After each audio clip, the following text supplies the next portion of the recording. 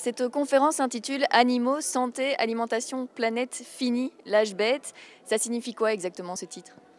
Ça signifie tout simplement qu'il est urgent aujourd'hui, je pense, pour les êtres humains, pour les animaux et puis pour la planète, de changer de période. Parce qu'on vit une situation dramatique pour eux, pour les animaux qui vivent l'enfer, pour l'environnement, les écosystèmes sont complètement chamboulés. On ne reconnaît plus nos paysages, on ne reconnaît plus notre nature. Et pour la santé humaine aussi, qui se dégrade à vue d'œil à cause de notre alimentation en particulier. Alors, il y a 3 grands chapitres. Le premier chapitre, nous parlons des animaux, de ce qui se passe pour eux sur la terre, donc les animaux terrestres dans nos élevages et dans les mers aussi, parce qu'on détruit complètement les mers à cause de cette surpêche. La deuxième partie, ça va plus être lié à l'environnement, à l'écologie, l'impact de notre consommation hypercarnée sur les forêts amazoniennes, sur le climat, sur nos nappes phréatiques, sur les mers, etc. On pollue tout et on détruit les écosystèmes en grande partie à cause de nos élevages, et ça on ne le sait pas très bien. Et la troisième partie est liée à la santé humaine. La santé, notre santé, nous sommes ce que nous pensons, mais aussi ce que nous mangeons. Et ce qu'on mange aujourd'hui, en général, c'est soit industriel, c'est-à-dire des plats transformés, avec beaucoup de protéines animales, beaucoup d'animaux et beaucoup de produits laitiers, ce qui est lié vraiment, aujourd'hui on le sait, directement à nos maladies modernes. Le diabète type 2, l'obésité, les maladies cardiovasculaires, beaucoup de cancers. Donc ça, il est temps, je pense aujourd'hui, de se déconditionner, de comprendre le poids qu'ont les lobbies agroalimentaires et même pharmaceutiques sur notre quotidien, sur notre façon de consommer, pour comprendre qu'il est temps de faire autrement. C'est impératif pour nous si on veut s'en sortir. Mais le but de la conférence, c'est pas du tout de donner une leçon de morale, c'est plutôt une prise de conscience. Moi, je suis là pour donner de l'information. C'est-à-dire que je ne suis pas là pour dire aux gens ce qu'il faut faire, ce qu'il faut penser, etc. Je suis là pour donner de l'information. Chacun est assez grand, chacun a assez de cœur pour les animaux, chacun est assez intelligent pour savoir ce qu'il est bon de manger et de consommer, et ce qu'il est bon de faire pour la planète. Après, on est tous ensemble à réfléchir, à créer le débat public et à voir vers où on va avancer et quelle vision on va avoir pour la planète et pour les êtres humains. Donc quand on voit qu'il y a du monde, que la conférence est sold out, ça donne de l'encouragement pour l'avenir. Vous êtes positif par rapport à l'avenir? Ça donne de l'espoir parce qu'aujourd'hui, les gens viennent à cette conférence en famille, sur plusieurs générations, des enfants, les adultes, les grands-parents. Parce qu'on veut tous savoir aujourd'hui d'abord pourquoi on dit que les animaux souffrent autant. Pourquoi ce qu'on mange, ça a un impact si fort sur notre santé. Pourquoi on dégrade l'environnement. Tout le monde aime la planète, tout le monde a envie de s'en sortir, tout le monde a envie de laisser une planète propre à ses enfants. Tout le monde a envie d'éviter le cancer, par exemple. Tout le monde a envie de voir les animaux bien traités. Donc de plus en plus de gens se posent cette question et viennent à cette conférence parce que c'est dans l'air du temps. Les gens veulent savoir, veulent comprendre et veulent être acteurs de leur consommation de plus en plus. Pour l'instant, les gens ne sont pas assez conscients de ce qu'il y a dans leur assiette?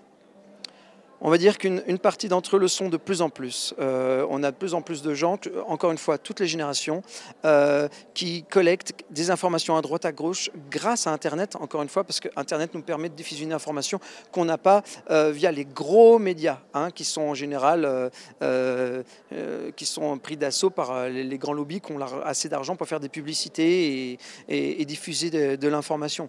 Nous, grâce à Internet, on s'aperçoit que les gens, petit à petit, comme des petites abeilles, sèment eux-mêmes leurs graines et veulent un contre-pouvoir par rapport à ce qui nous est imposé d'acheter. On peut faire autrement, on peut acheter sans dégrader la planète, on peut acheter sans faire du mal aux animaux et on peut acheter pour être en bonne santé. Et ça, qui n'a pas envie de ce changement aujourd'hui? Et comment vous avez eu vous-même ce déclic du changement?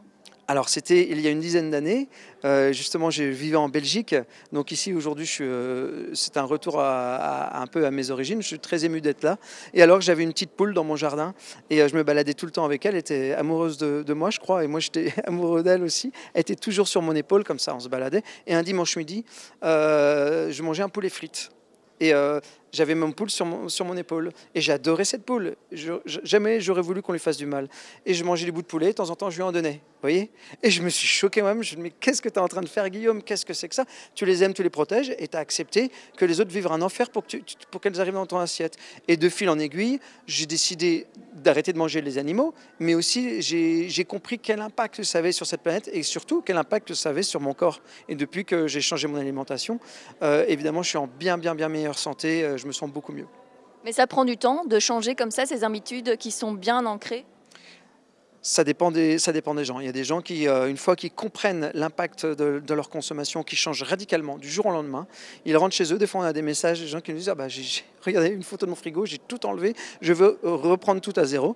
Et il y en a d'autres pour qui c'est une transition un peu plus lente, qui prennent du temps, qui prennent quelques semaines, quelques mois, quelques années, etc. Encore une fois, moi je ne suis pas là pour dire aux gens ce qu'il faut faire quand ils rentrent chez eux, pas du tout. Je suis là vraiment humblement pour donner de l'information et chacun trouve vite son compte et son intérêt et chacun fait son chemin à son rythme. Et enfin, un petit mot sur le Rêve d'Abby qui vous accueille aujourd'hui. Qu'est-ce que vous pensez du travail qu'ils font au quotidien pour les animaux ? Les gens qui travaillent, qui ont fondé le Rêve d'Abby, tous les bénévoles qui travaillent pour ce refuge, sont vraiment des gens formidables parce qu'ils nous montrent qu'on peut avoir des gestes quotidiens de compassion, donner son temps, donner son énergie à d'autres êtres sensibles et vulnérables, qu'on sauve de l'abattoir, etc., qu'on protège.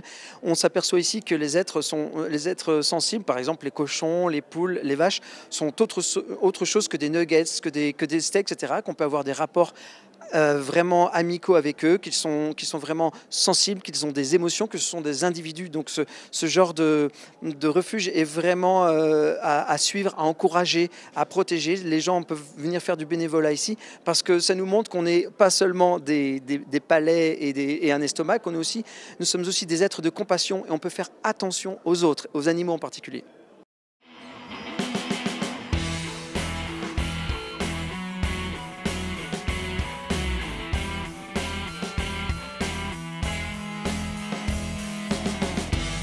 I'm the calf, I'm the pig. I was born